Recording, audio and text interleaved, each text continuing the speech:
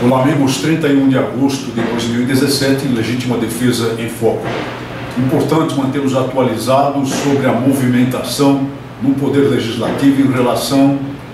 às questões das armas do país e, muito especialmente, a questão da tramitação do projeto de lei 3.722 de 2012, as alterações propostas no famigerado Estatuto do Desarmamento e a questão do Tratado sobre o Comércio de Armas de Fogo, Tratado Internacional sobre o Comércio de Armas de Fogo, que foi objeto de comentário recente. Temos, portanto, a comunicar-lhes que foi apresentado por Euler Cruvinel, deputado Euler Cruvinel, o projeto de lei número 8.190 de 2017, cujo objetivo focal é conceder a categoria dos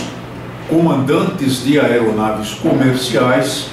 autorização para a posse de armas de fogo e o porte de armas de fogo. E o projeto de lei 8.254 de 2017, do deputado Covatti Filho, que tem esse objetivo também com relação aos integrantes do quadro efetivo de agentes e guardas prisionais, na verdade já objeto de outros projetos, aos integrantes de escoltas de presos, de guardas portuárias e os agentes socioeducativos, que na prática são aqueles que cuidam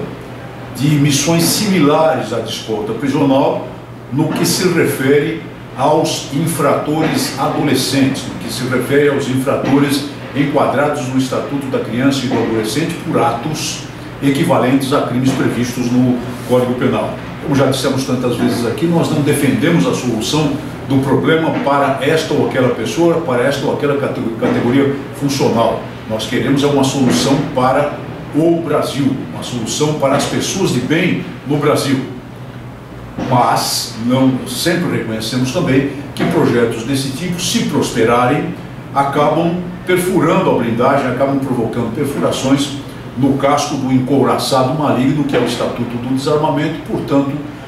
operando de alguma forma, atuando de alguma forma para enfraquecê-lo e acabar criando condições legislativas para que o país tenha uma lei decente, uma lei justa em termos de armas. O outro projeto é do deputado Major Olímpio, número 8.077 de 2017, cujo objetivo focal, eu não vou cansá-los com a leitura do projeto, é fazer com que passe no Brasil a constituir crime autônomo sempre, em qualquer circunstância, o porte de arma de fogo, ainda que de uso permitido, ou o porte ou a posse de arma de fogo de uso restrito. Qual é o objetivo do deputado Major Olímpio? Evidentemente é atingir os criminosos, aqueles que utilizam armas para o cometimento de crimes, mas acabam não respondendo por isso, como já comentamos tantas vezes aqui, exatamente porque esses crimes acabam passando pelo fenômeno da subsunção ou da subsidiariedade e, portanto, o indivíduo criminoso acaba efetivamente não sendo punido pela posse ou pelo porte de arma em si. O equívoco do projeto do Major Olímpio está em que ele não dá atenção à verdadeira questão, a questão crucial, que é a questão da pessoa de bem, que tem a posse ou que venha a aportar uma arma em situações muitas vezes de necessidade extremada de sua própria defesa, porque o Estado não lhe facilita o acesso normal, regular a esses instrumentos de defesa e possa ser apanhado nessa situação. Tantas vezes dissemos, nesse caso, quando não existe o propósito claro, evidente de empregar a arma de fogo para o cometimento de crimes de qualquer natureza, no máximo, para aqueles que acreditam que tem que haver alguma espécie de controle, no máximo, isso deveria ser uma infração administrativa. E essa seria a única forma de deixar de infernizar a pessoa de bem, ou cidadão comum, que tem necessidade de instrumentos de defesa para si, para o lar, para a sua família. Então, passa raspando o projeto do Olímpio, mas continua no mesmo equívoco. O que acontece, por outro lado, com relação a esses três projetos, é que eles acabam caindo naquilo que hoje é o buraco negro, que é o projeto de lei 3.722/2012, encalhado lá na Câmara dos Deputados. Então, todas essas iniciativas foram declaradas pela mesa da Câmara apensadas ao projeto de lei 3.722/2012, portanto, não terão tramitação autônoma. Agora, uma outra iniciativa importante de comentar é do deputado Eduardo Bolsonaro, que apresentou o requerimento de redistribuição número 7.102 de 2017, com o propósito de fazer com que o projeto de decreto legislativo 298 de 2015, que trata exatamente da aprovação do comércio, do Tratado Internacional do Comércio de Armas, seja redistribuído à Comissão de Desenvolvimento Econômico. Mas por que essa jogada? Na verdade, como dissemos, foi apresentado à Comissão de Segurança Pública e Combate ao Crime Organizado, por incorporar dela um parecer favorável, que criticamos aqui, e está na pauta da comissão, daquela comissão para ser votada.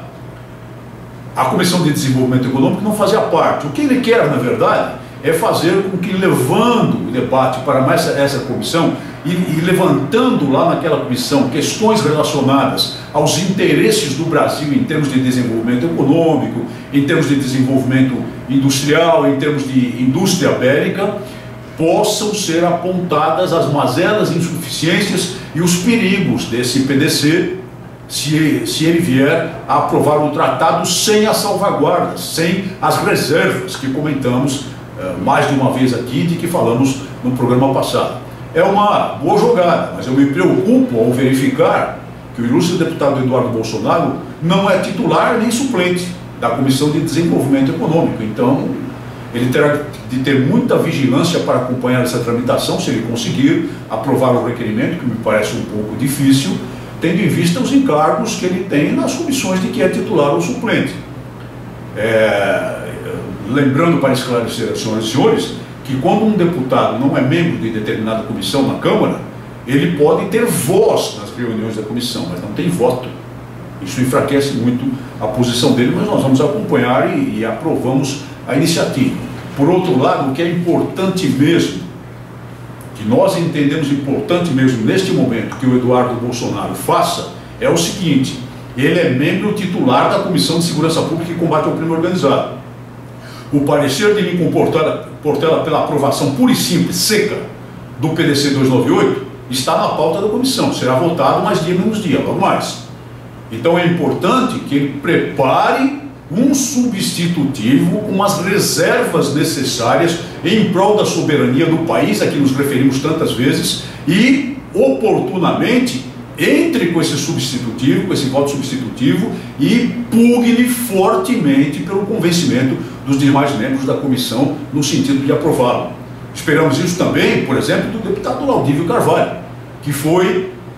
um dos poucos que teve a gentileza de responder ao nosso anseio quando enviamos a ele e a todos, evidentemente, um documento exatamente nesse sentido, a mostrar as necessárias reservas, que são salvaguardas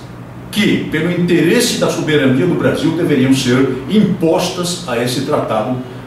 antes de aprová-lo, ou para aprová-lo. Vamos acompanhar. Muito obrigado por sua atenção e até o nosso próximo programa.